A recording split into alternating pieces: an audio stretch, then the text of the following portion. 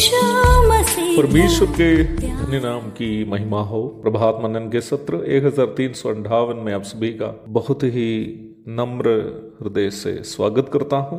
आइए आज का मनन के लिए हम पढ़ते हैं 1 तीमुथियुस अध्याय 4 पद 9।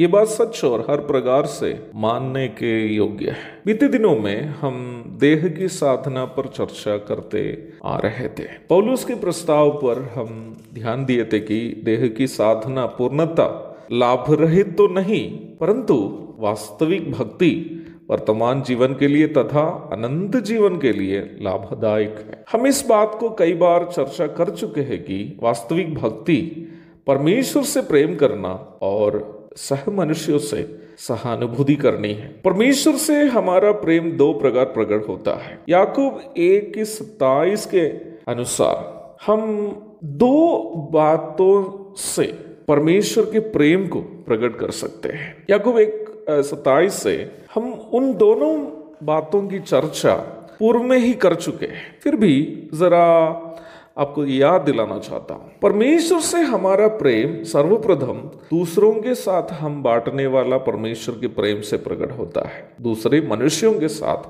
हम बांटने वाला परमेश्वर के प्रेम से प्रकट होता है। जब हम प्रभु यीशु मसीह को उद्धारकर्ता के रूप में ग्रहण किए, उस समय पवित्र आत्मा हमारे अंदर परमेश्वर का प्रेम डाल दिया। रोमी 5:5 से हम देखे हैं। यदि हम वास्तव में उद्धार पाए हैं तो उस ईश्वरीय प्रेम जो पवित्र आत्मा ने हमारे अंदर डाल दिया, हम दूसरों के साथ भी बांटेंगे। पहली शताब्दी से लेकर देखिएगा तो कलीसिया का इतिहास यह है कि कलीसिया न केवल सुसमाचार का प्रचार करती है, बल्कि समाज के अशरण, अनाथ, विधवाओं एवं गरीबों की मदद भी करती है। पहली शताब्दी की कलीसिया सुसमाचार प्रचार करना जितना महत्वपूर्ण समझती थी, उतना ही गरीबों, अशरणों, अनाथों, विधवाओं तथा अन्य पिछड़े लोगों की मदद करनी भी महत्वपूर्ण समझती थी। बाइबल बताने वाला सुसमाचार प्रचार की सेवा में वास्तव में सुसमाचार का प्रचार और अशरणों की सेवा दोनों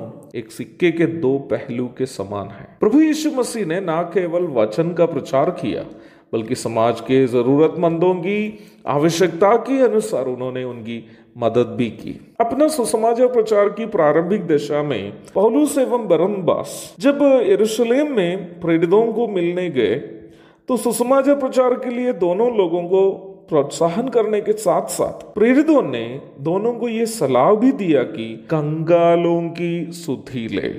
गलाती 2:10 पढ़िएगा। पहली शताब्दी की कलीसियाओं में दिक्कत सहने वालों एवं गरीब विश्वासियों की मदद के लिए चंदा इकट्ठा करने की सेवा होती थी। प्रेरितों के काम 11:28 से 30, 1 कुरिन्थी 16 की पहली पद और दूसरी पद, 2 कुरिन्थी अध्याय 9 पद 1 और 12 पढ़ लीजिएगा।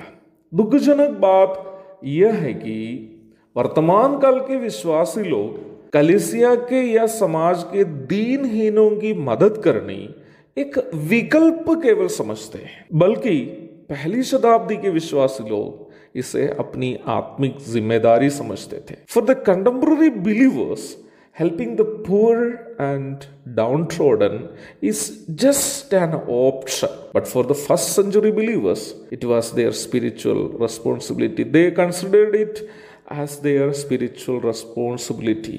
कलीसिया के एवं समाज के गरीबों, अशरणों, अनाथों, विधवाओं की मदद करनी पहली शताब्दी के विश्वासियों की पहचान थी। It was their identity as Christians. यूहन्ना की पहली पत्री अध्याय 3 की 16 एवं 17वीं पदों में हम इस प्रकार पढ़ते हैं, हमने प्रेम इसी से जाना कि उसने हमारे लिए अपने प्राण दे दिए और हमें भी भाइयों के लिए प्राण देना चाहिए। पर जिस किसी के पास संसार की संपत्ति हो और वह अपने भाई को कंगाल देखकर उस पर तरस खाना ना चाहे, तो उसमें परमेश्वर का प्रेम कैसे बना रह सकता है। यूहन्ना के अनुसार एक व्यक्ति वास्तव में उद्धार पाया है या नहीं, एक व्यक्ति वास्तव में परमेश्वर से प्रेम करता है या नहीं, उसका एक प्रमाण यह है कि वो अपने भाइयों की दीनहीन दशा को देखकर उससे तरस खाता है और अपनी संपत्ति से उनकी मदद करता है। याकूब 1:27 के अनुसार भक्ति का दूसरा पहलू परमेश्वर के नैतिक स्वभावों के स्तर पर जीना अथवा पवित्र जीवन बिताना है। प्रेरित पौलुस के अनुसार वास्तविक भक्ति जिससे हम विश्वासी परमेश्वर को प्रसन्न कर सकता है वो यही है, अर्थात परमेश्वर के प्रेम से प्रभावित होकर दूसरों से सहानुभूति करनी और एक पवित्र जीवन वर्तमान संसार में बिताना। और इस आध्यात्मिक सच्चाई के बारे में प्रारंभ में पढ़ी गई पद में पवित्र आत्मा कह रहा है कि यह बात सच और हर प्रकार से मानने के योग्य है। एक और शुभ दिन की धन्य कामनाओं के साथ आज का मनन का मैं यह पूर्ण विराम देता हूँ।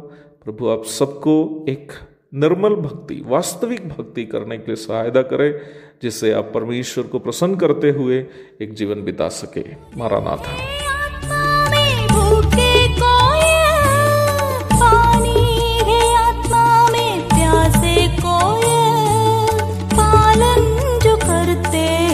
उसके लिए आशीष पा